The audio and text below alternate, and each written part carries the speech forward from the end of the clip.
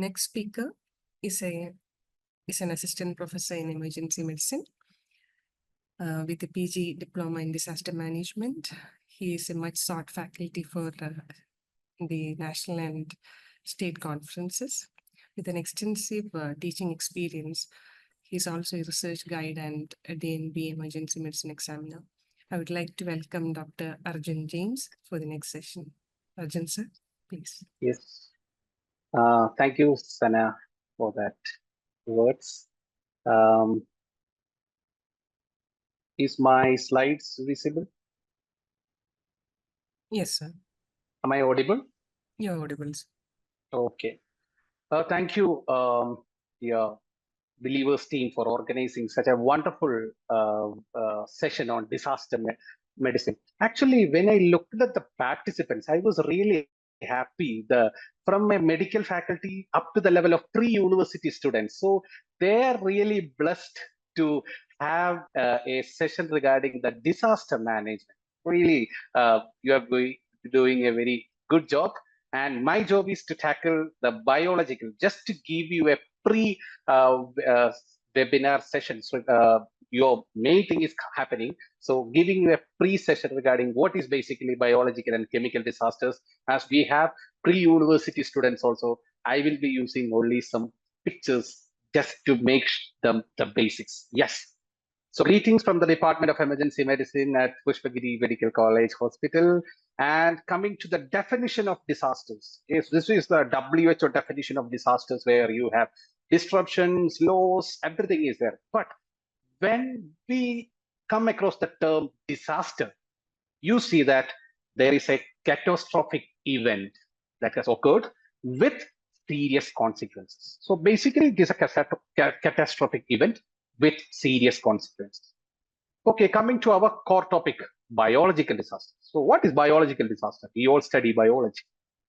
And what we study in biology, everything related to the bacteria, fungi, viruses, rickettsia. Yeah, these are basically the disaster which is caused by the biological agents, which causes fatalities not only to the humans, but biological agents like bacteria, virus, fungi, rickettsia, and everything. So it not only destructs the humans, not only destructs the animals, but it can cause problems to the crop cultivation, our plantations. So biological disasters are really dangerous.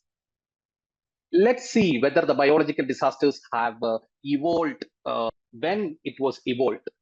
Okay, so let's go back to the history, the 13th century. Okay, so there was still there is evidences of biological disasters, and it was the influenza outbreak during 18th century. There were outbreak of smallpoxes, and we were able to tackle the Ebola and the COVID viruses. So from the origin of the mankind, there was incidences of biological disasters. So biological disasters is really an area to get tackled. What are the modes of transmission? So we have different modes: contact, by airborne infection, sexual modes, through fecal matters, through host, and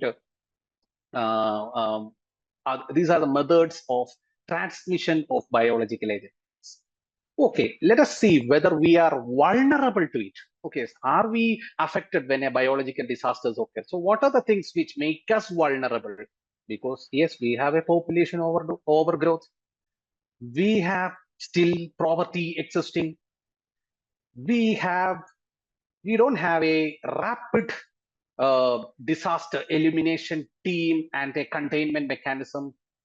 Still, there is a lack of public awareness still existing in our country, and due to the poor health and the malnutrition state. So our country is vulnerable to the biological disasters. Yes, we are vulnerable to the biological disasters.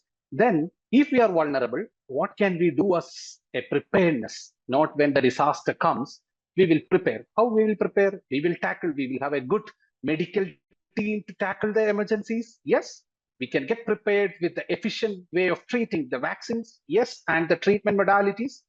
And also we need to have a good diagnostic team and a set of investigations to diagnose the biological disaster. So when we get prepared, what are the ways? We should also have a surveillance system to look with which are the areas which should be keened regarding what type of disasters has occurred. And we need to have a public awareness system.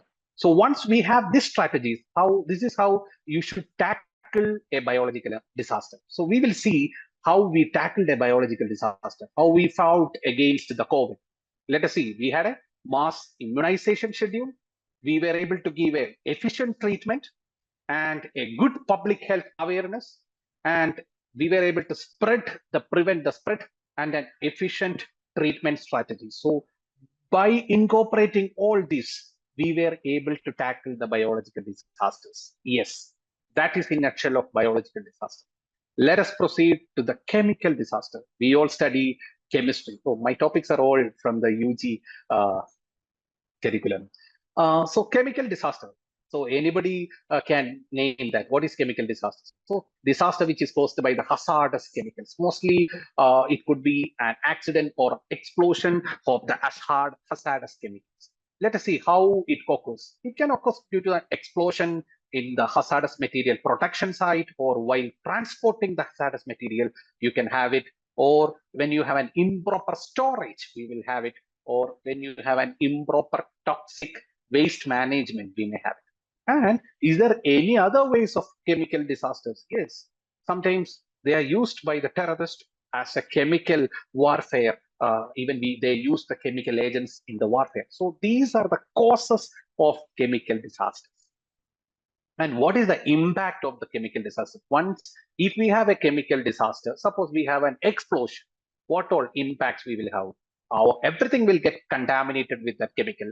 Our soil, land, all the environment will get contaminated. When you have an explosion, you will have physical damages. Your infrastructure, basic infrastructure will be damaged. And also you will have n number of casualties. Due to that incident, you will have casualties. So how will we get prepared?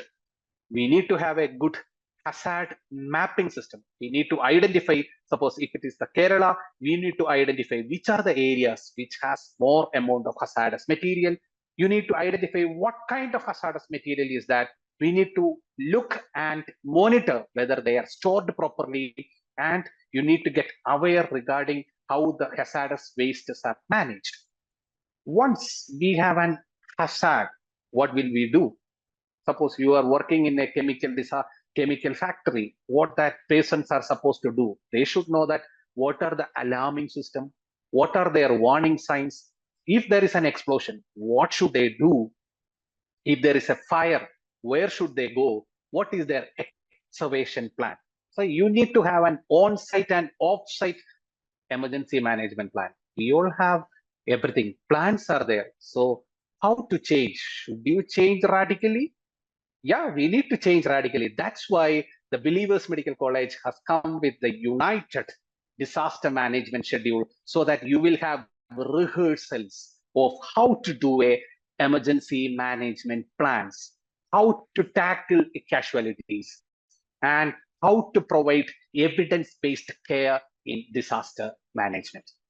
And I really thank you, the team Believers, for giving me this opportunity. Thank you, Shana and team.